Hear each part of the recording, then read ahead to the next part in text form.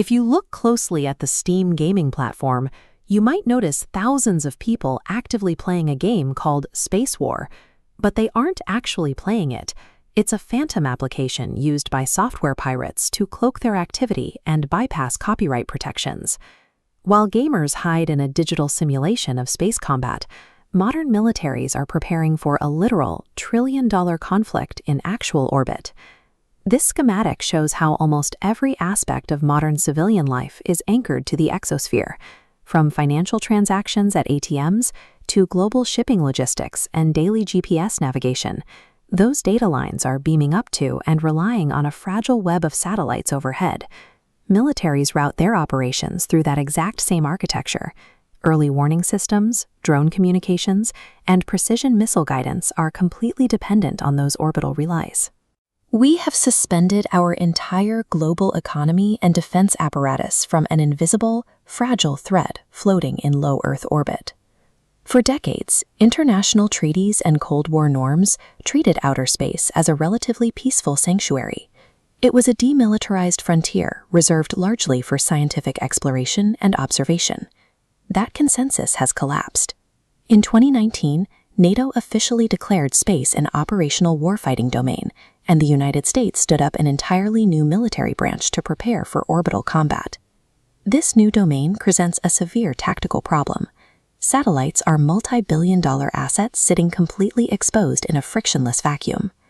Because these machines have to travel at roughly 17,000 miles per hour just to maintain low Earth orbit, bolting heavy physical armor to them is scientifically and economically impossible. Every extra ounce requires exponentially more rocket fuel to launch. The world's most critical load-bearing infrastructure has been constructed in an environment where it cannot hide and cannot be shielded from attack. Adversaries are already exploiting this vulnerability. The first tier of the orbital stress test involves electronic and directed energy warfare, and intelligence officials report these disruptions are happening on a near-daily basis. Ground stations fire high-powered lasers into the sky to dazzle or permanently blind the delicate optical sensors on intelligence satellites. The second tier involves co-orbital threats. Rival nations frequently launch what they call inspector satellites. This vector diagram demonstrates the tactic. You can see how the two tracks converge as a small craft matches velocity to slowly creep up on a high-value national security satellite. Once in range, they intercept signals, hijack feeds, or physically interfere with its trajectory. The third and most extreme tier involves kinetic direct ascent weapons. Several nations have successfully tested ground-based ballistic missiles designed to physically shatter a satellite on impact. While these kinetic missiles are fully operational, actually firing one creates a physical chain reaction that punishes the attacker as severely as the victim. Astrophysicists call this the Kessler syndrome. This tracks China's 2007 anti-satellite missile test. The kinetic impact explodes a single target into 40,000 pieces of high-speed shrapnel. Because orbital debris doesn't fall, these fragments circle at hypervelocity. A destroyed satellite acts like a shotgun blast, destroying neighbors and creating massive new clouds of shrapnel. A full-scale kinetic exchange would generate an impenetrable net of flying metal, making it impossible to launch rockets or maintain any presence in space for generations. You cannot armor a satellite, and you cannot risk shooting back with explosives. The environment itself renders traditional military defense doctrines entirely useless. To address these vulnerabilities, the U.S. Space Force is treating 2026 as a pivotal year in its transition to full-spectrum warfighting. The military is adopting a new survival strategy.